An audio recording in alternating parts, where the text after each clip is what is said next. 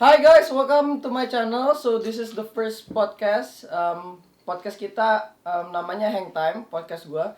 Dan di sini kita akan ngomong bahasa Inggris atau nggak bahasa Indonesia dan I'll mix it. jadi kita akan ngomong sebebas mungkin tentang topik apapun yang kita akan ngobrol. Jadi first special guest is Kevin. Hi. Oh my god, this is so fun. Jadi you can introduce yourself first. Hi, my name is Kevin Jonathan Pangaribuan. You can just call me Kevin or anything you want. I don't really care. I'm currently studying in UPH. I'm taking psychology, and we used to go to the same high school. Yep. That's why we know each other. Yeah. Yeah. Jadi, so the topic that we are going to talk about is the education in Indonesia versus the education outside of Indonesia. So currently I'm studying in Melbourne, Australia, taking film, television, and animation. So first of all, we're going to talk about our journey as a student in SPH Lipo Cikarang. Dari kelas SMP dan SMA juga, or high school and middle school. So what do you think about the course and just going through SMP dan SMA? Jadi kayak apa kesusahannya, apa positifnya, jadi kayak gitu. First kesusahan definitely in I don't know, in a lot of international curriculums you definitely get a lot of more work. Jadi tugasnya lebih banyak lah. Like for example, you have to write a report every day or something, you know, or every book you read you have to write a book report about it. Even before in junior school we have to write apa sih home reading book. Iya, home reading book ya. Tiap hari. Pokoknya everything we do pasti dicek lah. Yeah, even though they focus on our behavior and stuff, that's a positive thing. But then they also really focus on I wouldn't say the amount, but then apa ya? Banyak aja gitu. Banyak aja ya. Iya, tiap hari. Yeah. Jadi kita misalnya lagi kelas junior school, tengah kelas 5 sampai kelas 6 gitu, kita tiap hari harus baca buku yang kecil itu kan. Yeah. Dan tiap hari harus catat apa bagusnya buku itu dan berapa halaman yang kita baca. Dan itu hal yang agak susah sih untuk kita, karena tiap hari kita harus baca bukunya yang dikasih sama gurunya atau enggak yang kita pilih sendiri di rumah. Nah, SMP itu kita masuk Cambridge IGCSE kan ya. 7 and 8 ini checkpoint. Oh iya, checkpoint dulu ya. And then 9 and 10 Cambridge. Jadi sekolah kita itu SPH Lipo Cikarang, kita kelas 7 sama 8 itu checkpoint dulu. Kelas 9 10 itu IGCSE dan kelas 11 12 itu IB. Okay, I like okay. Maybe it's just me but then I really like IGCSE. I don't know, because I feel like, well, I don't really have much to say about checkpoint sih, because like I don't really remember. Tapi kayak IGCSE for me, even though there's a lot of work, I don't know, compared to IB I don't know, it seems more beneficial. Kayak kan kalau misalnya IB kan ada EEIAs and reports and stuff. And then I asked my friend kan yang ambil MYP, kan IB ada PYP, MYP sama IB sendiri kan. And then she said kalau misalnya like science and stuff itu mereka kayak belajarnya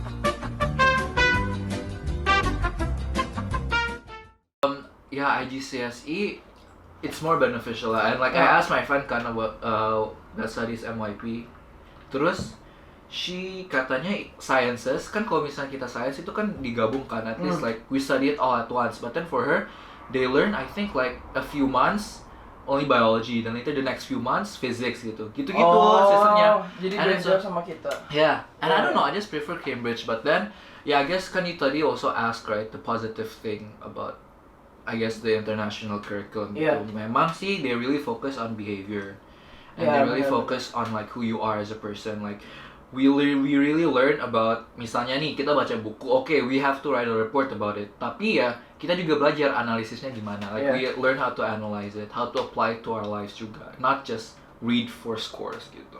Yeah, that's very interesting. Jadi behavior di sini itu bukan behavior as in kita as a person, kalau misalnya kita anaknya nggak sombong atau nggak baik kan. Jadi kita behaviornya itu di belajarnya gitu. Jadi kayak rutinitas kita belajar gimana, how we study is very good if you take international Yeah.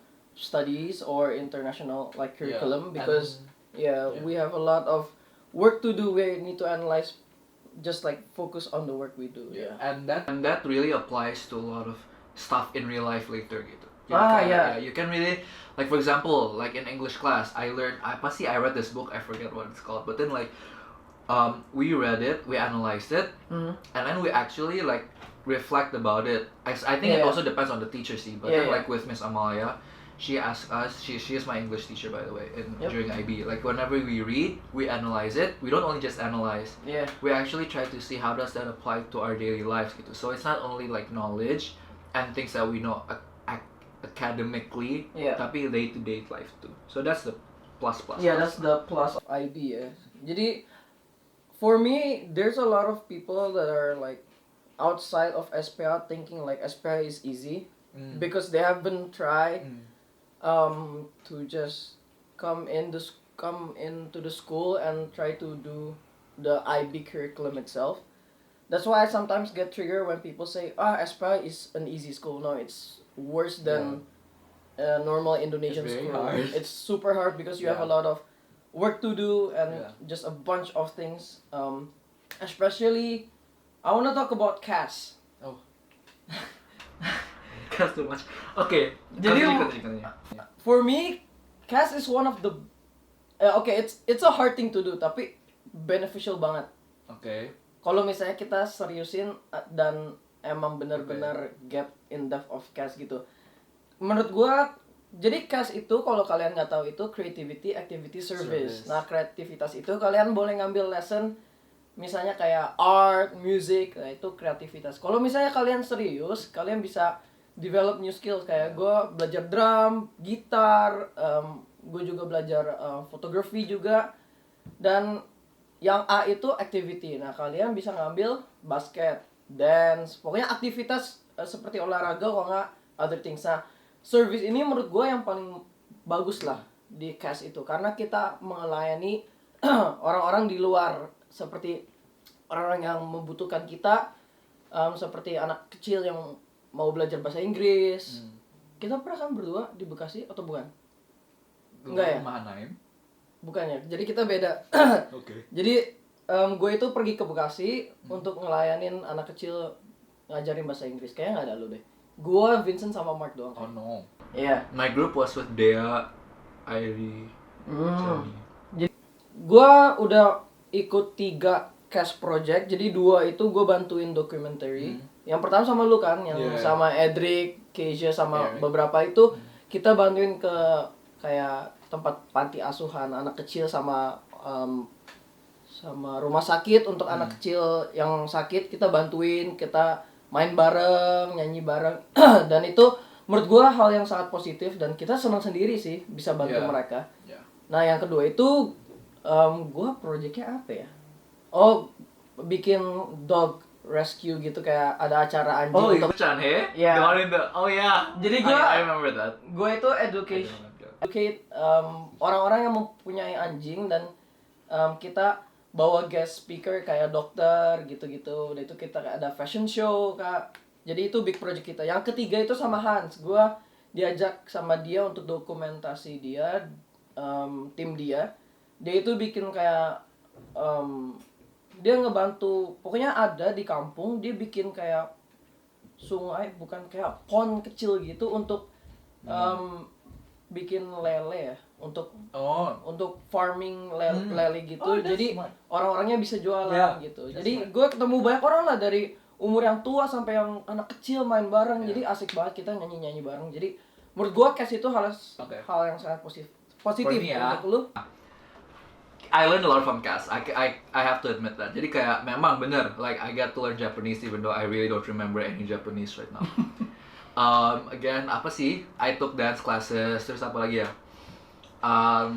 What did I do? Like I went to orphanages and stuff. And then my big project, I get to learn the skill to actually call people. Because like I used to be very awkward kan kalau misalnya call orang, apalagi dalam bahasa Indonesia. But then during the project, I had to like call like the the contact person of the yayasan gitu kan, terus kayak ask, hey, can I do this and this and this? Ya itu gitu. bagus banget sih. Yeah. But one criticism that I have is this one. I feel like it's one thing if you already force us to do something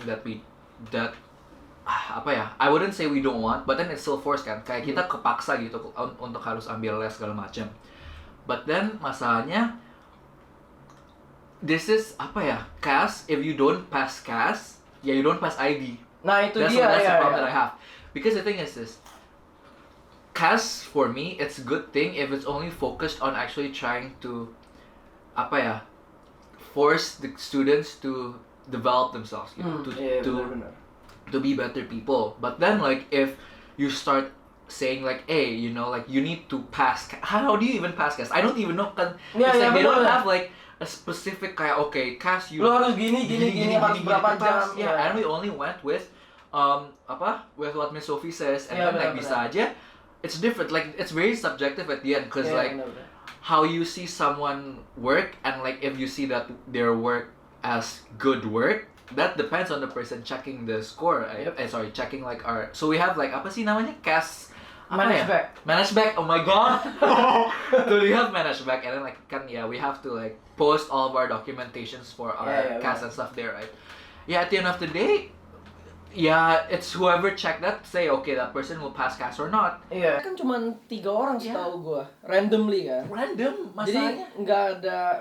Jadi kayak menurut gua ya kalau misalnya lu mau kasih CAS activity ini untuk ke students ya sepenuh hati students yang pengen mau apa, bukannya paksa lu harus kerjain ini biar pass. Maksudnya menurut gue itu IB paksa loh. gitu. IB. And like of course like if you force someone to do something, pasti mereka nggak mau lah. Ya, even though it's good for you, at least it's more like heavily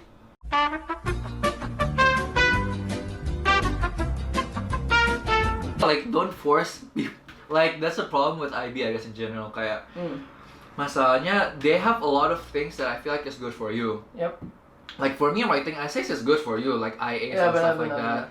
CAS, TOK is good for you, but then once it deals with scores and once it deals with your life, because technically, you getting your diploma or either you getting diploma or certificate also falls heavily if you pass CAS, TOK, or if you get a good EE, right? Benar. Yeah, and that makes it because of that people like start to cheat. Like orang pertama kalau misalnya kalian paksa, for example, if you force the students to just do TOK, EE, CAS like that, and knowing that if you don't pass one of those, you're going to fail IB, you're going to have a heavy stress and pressure to the students. Jadi, EE and TOK itself is good. You can critical thinking. Jadi kita punya ngekritik gitu. Otaknya tuh ngekritik, bukannya perbedaannya Indonesia education sama IB yang banyak orang tahu itu Indonesia itu lebih ke memorizing. Mengingat buku-buku textbook yang kalian harus baca, UN juga banyakan memorizing, tapi di IB itu kalian mengkritik. Nah, itu critical thinking itu sangat beneficial kalau misalnya kalian keluar negeri, kalau nggak kerja, karena kan itu penting banget gitu loh. Daripada memorizing pasti kalian lupa lagi kan. Jadi menurut gua salah satu benefitnya juga kita bisa collaboration untuk sama orang-orang dari luar. Karena pertama kita international school, kita banyak murid-murid dari luar negeri. Ada Japan, Philippines, Korea, China, Amerika, Australian. Jadi banyak banget. Even from Africa, from Middle East juga maybe tiba-tiba ada gitu kan. Kita nggak tahu juga. Yang junior school siapa? Iya, junior school ada. Jadi kita anak sultan. Udah kebiasaan banyak variation of country. Jadi kita udah kebiasaan gitu loh kalau misalnya ketemu orang lain kan. Apalagi kalau kalian mau kuliah, pasti kan banyak orang dari luar negeri gitu kan. Definitely. Nah, kita pernah pergi field trip. Jadi field trip itu kalau kalian nggak tahu, kita kalau nggak sekelas, 2 kelas gabung, kita pergi ke suatu tempat, misalnya kayak Jogja, Manado, Toraja untuk beraktivitas di sana. Dan salah satunya kita kalau di IB kita membantu orang-orang yang di sana. Nah, menurut lu apa sih benefitnya dari situ, dan ya maybe negatifnya lah ya kalau ada gitu. For me, benefit. For me, yeah. I guess again, like it teaches us to communicate with other people, and especially considering that a lot of people yang ke sekolah internasional pasti ya, we can't deny that we're more privileged than other people kan. Iya benar. Pasti in terms of finance, terus kayak even like us living in like a home gitu kan with wifi every day, not everyone has that. Yeah. Jadi ya we get to see people from other financial status or other SES lah. Iya. And then but then the negative part is again how IB, because the thing is different schools, they have different systems kan in terms like how they kayak melaksanain CAS project mereka segala macam. So that in itself, it just depends on the school. But then what I feel like can be seen in every school because of them using IB is that they're so focused on getting things done and getting the score that they need to pass IB. So like they don't really kayak like really apa ya, take it all in gitu. Like nggak maksimal gitu ilmunya. Like I still remember ya. Untung kita ke Manado loh. Untung banget our school, apalagi Miss Sophie, they give a lot of time for us to like hang out and stuff di situ. Yeah. Because if not, ya maksudnya because of that, each time we have to actually do work, I can actually do work gitu. So because like I have my time to play at the same time, I have my time to be serious. But then like some people, yeah, all they do is just work, work, and then because of that, yeah, people instead of trying to see the reason why they're doing this, like maybe like to help other people or to not be selfish anymore and stuff, they just see it as work gitu.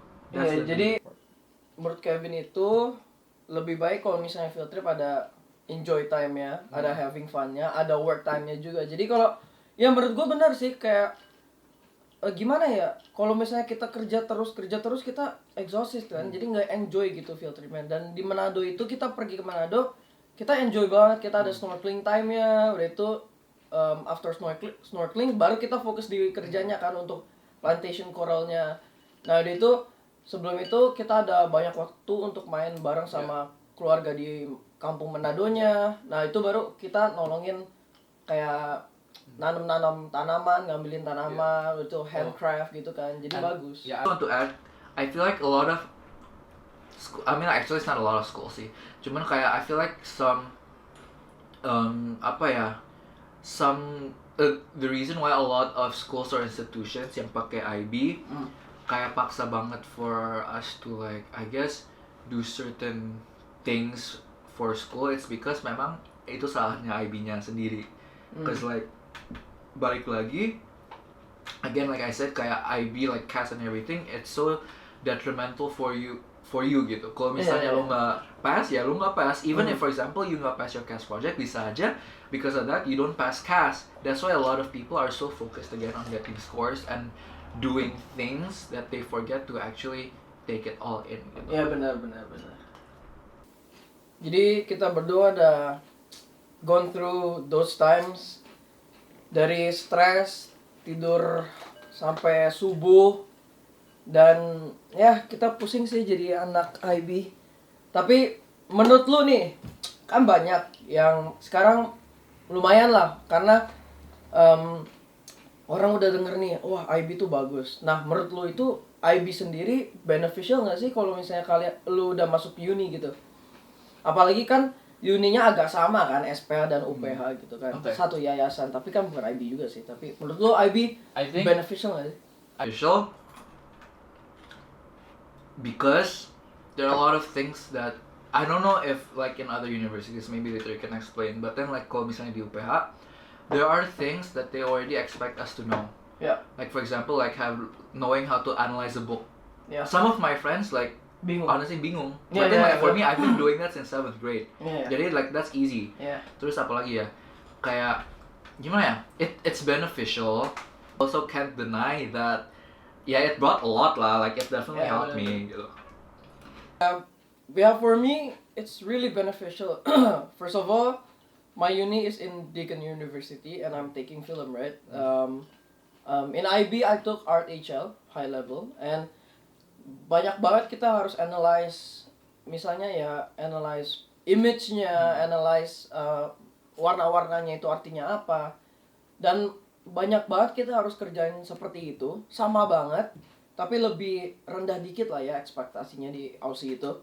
Jadi tuh menurut gue kayak, wah ini udah pernah nih, gampang banget menurut gue. Dan beberapa temen gue masih bingung karena kan banyak yang dari luar negeri juga nih, banyak kan yang dari mainland China kan. Mereka Inggrisnya belum lancar dan mereka belum kayak nggak ngerti gitu loh. Tapi beberapa juga ngerti. Tapi menurut gue IB itu sangat beneficial karena ya you get to analyze things and you're already ahead from other people gitu in your university. And seeing that you can finish it as fast as possible and like you know what to do. And ya menurut gua beneficial banget sih karena kan kita lebih ke critical thinking kan daripada memorizing. Dan menurut gua ya kita udah kebiasaan targeting good scores, dan di Aussie itu beda. 70 itu bagus banget. Nah, gue itu dapat 70 kan, gue kaget. Lah kok gue dapat 70 out of 100. Tapi katanya orang Australia itu kalau kalian dapat 50 60, nah itu baru average itu segitu. Gue kaget kan. Karena 70 itu ya agak jelek gitu di Indonesia kan, maksudnya di IB gitu.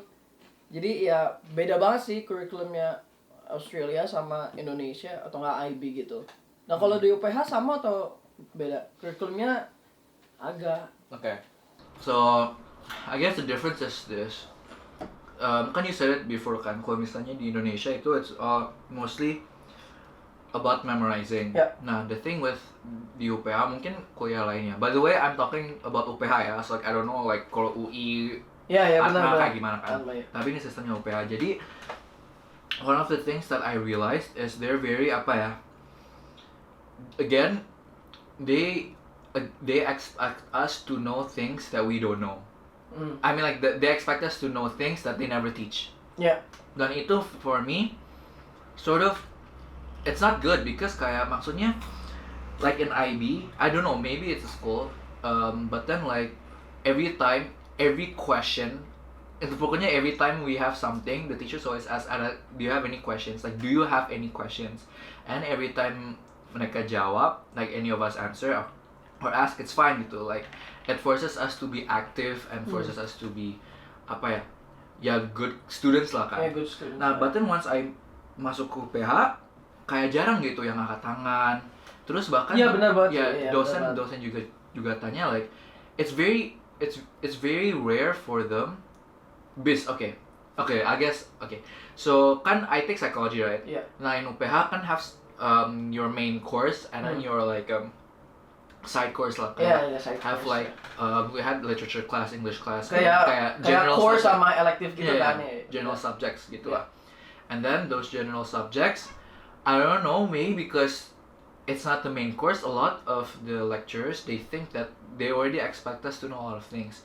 Nah, one example is in okay, I guess I might sound confusing, but then like okay, one example that I experienced gitu pas in literature class.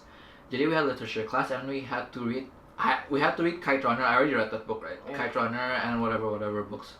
Nah, the problem that I have with that class is every time we had a quiz, we had the questions to that quiz was always kayak what does this person say in this page? Malah gue inget. Yeah.